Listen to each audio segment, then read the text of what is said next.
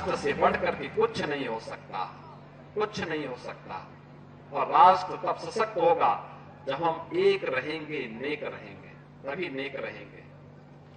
बटेंगे तो कटेंगे। आप देख रहे हैं ना, बांग्लादेश में देख रहे हो ना, तो वो गलतियां यहां नहीं होनी चाहिए।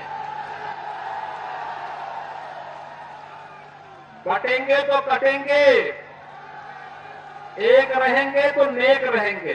जय श्री राम दोस्तों। तो आप सभी को पता है कि कुछ दिनों पहले योगी जी का एक बहुत प्यारा बयान आया था कि बटोगे तो कटोगे, और ये बयान काफ़ी हद तक सही भी था, क्योंकि आजकल का हिंदू जातियों में बट रहा है, लड़ रहा है आपस में। तो आज की डिबेट इसी पर है। सुधांशु त्रिवेदी जी ने सोहेब जुमाई को बहुत ही प्यारे तरीके से जवाब देते हुए इस डिबेट में बताया है। चलिए देखते हैं। देखिए, राष्ट्र की बात जहाँ तक है, मैं समझता हूँ कि बांट कौन रहा है।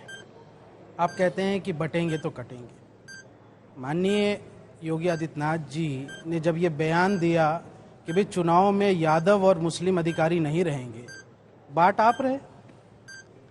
किसको बांट रहे? यादव कोई दूसरे धर्म का तो है नहीं ना, आप बांट रहे।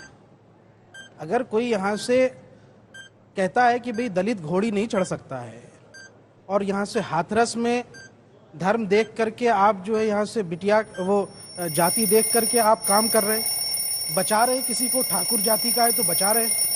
तो सवाल ये उठता है कि जिसको आप बांट रहे हैं उसी के बारे में आप यहाँ से कैसे दावा कर सकते हैं? देखिए, मुझे लगता है कि जो व्यक्ति इस तरह के बयान स्वयं में देता हो जिसके दो मीनिंग हो, वो खुद डरा हुआ है। वो स्वयं 80-20 की राजनीति करता है। वो व्यक्ति स्वयं अपने ऊपर तमाम केसेस हैं। तो उनके अगर पुराने भाषण हम देख लेंगे तो जिस तरह से एक के बदले 100 की बात करते थे, वो पूरी तरह से विभाजनकारी राजनीति अगर किसी ने की है तो भारतीय जनता पार्टी ने की है। और दुखद ये है कि चाहे वो केंद्र में प्रधानमंत्री महोदय हो और चाहे राज्य में उत्तर प्रदेश में योगी जी हों, आज भी वो बाई इलेक्शन को देखते हुए और तमाम राज्यों के इलेक्शन को देखते हुए इस तरह के बयान दे रहे हैं।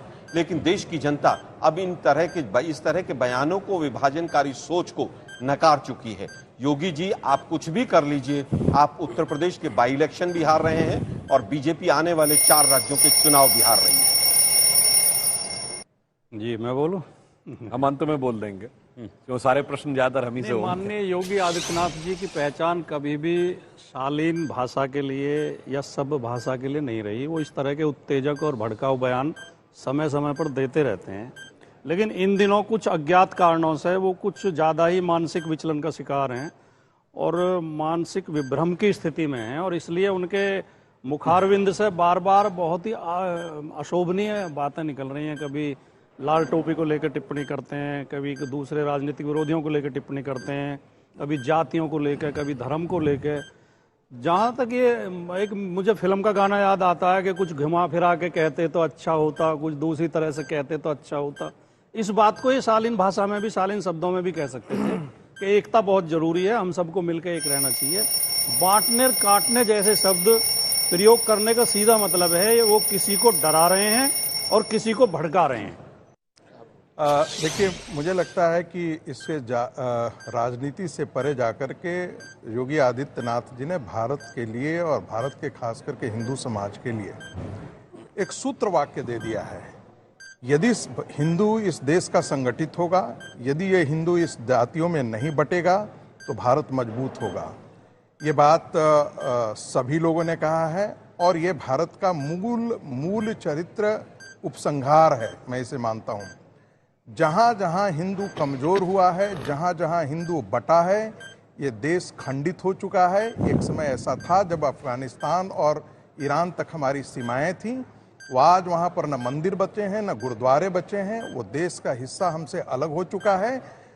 कांग्रेस पार्टी और राहुल गांधी, विदेशी ताकतें, ये सब चाहती हैं कि इस देश का हिंदू बटा रहे। सर, मैं ये कहना चाहता हूँ कि जो ये भाषा है, बटोगे तो कटोगे, ये देखिए संवैधानिक पद पर बैठा मुख्यमंत्री को ये बात नहीं कहनी चाहिए। इस चीज से बचना चाहिए। ये हमारे आपके लिए है, जो भी अनर्गल बातें करना चाहे कर लें। कौन बट रहा है, कौन कट रहा है? हमारा देश का संविधान कहता है कि सब एक हैं, सब नेक है, सब लोग मिल के खाते हैं, सब लोग जो पहला कपड़ा पहनना चाहें वो पहने। कौन से लोग बट रहे, कट रहे? ये 10 बाई इलेक्शन में आप ये बात कह रहे हैं। आपने राजस्थान में जाके कहा कि बजरंग बली हम दलित हैं, आदिवासी हैं और बजरंग बली हमारे, अली तुम्हारे। तो बांट कौन रहा है, काट कौन रहा है? तो इस चीज़ से माननीय मुख्यमंत्री जी को ऐसी भाषाओं से बचना चाहिए। जो ओथ लिया है, जो संविधान के कसम खाए हैं कि सबको साथ लेके चलेंगे, सबको साथ निभाएंगे, उसी हिसाब से सारे लोगों को एक साथ लेकर के हिंदुस्तान बनता है। और सब लोगों हिंदुस्तान को बनाने के लिए हिंदू, मुस्लिम, सिख, ईसाई आपस में सब भाई भाई रहना चाहिए। देखिए, विभाजन जाति के नाम पे हो, धर्म के नाम पे हो, राष्ट्र या क्षेत्र के नाम पे हो, भाषा के नाम पे हो या किसी और नाम पे हो, विभाजन किसी एक व्यक्ति के लिए तो फायदेमंद हो सकता है, किसी एक पॉलिटिकल पार्टी के लिए भी फायदेमंद हो सकता है, लेकिन राष्ट्र के लिए वो नुकसानदेह है। और इस देश ने धर्म के नाम पर एक विभाजन देखा है। विभाजन की विभीषिका का जो जख्म है वो अभी तक भरा नहीं है। तो मुझे लगता है कि किसी भी कीमत पर देश के अंदर विभाजन नहीं होना चाहिए। और जहाँ तक योगी आदित्यनाथ जी का जो बयान है, अभी उसको दोबारा भी आप सुन सकते हैं, मैंने भी कई बार सुना।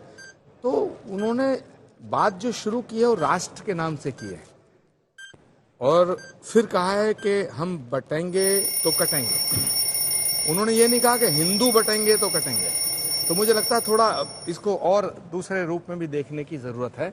देखिए, मैं इस पे सिर्फ एक फैक्ट सामने रखना चाहता हूं कि जैसे आजाद भारत के पहले कानून मंत्री बाबा साहब अम्बेडकर थे, वैसे ही पाकिस्तान के भी पहले कानून मंत्री जोगेंद्रनाथ मंडल थे, जो कि दलित समाज से थे।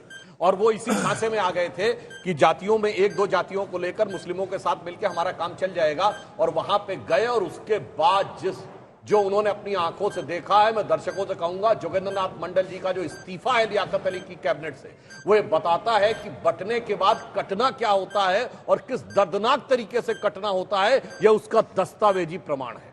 और इसके बाद किसी को समझ में ना आए तो आज के लोगों के लिए मैं यही कहना चाहूंगा, बाटे आंगन और गलियारे, बाटे गली मोहल्ले सारे, बाटे मंदिर और गुरुद्वारे। आज सियासी कांटों से तुमने हर खेत की म्याद बांट दी, तुमने एक वोट की खातिर देश की हर बुनियाद बांट दी।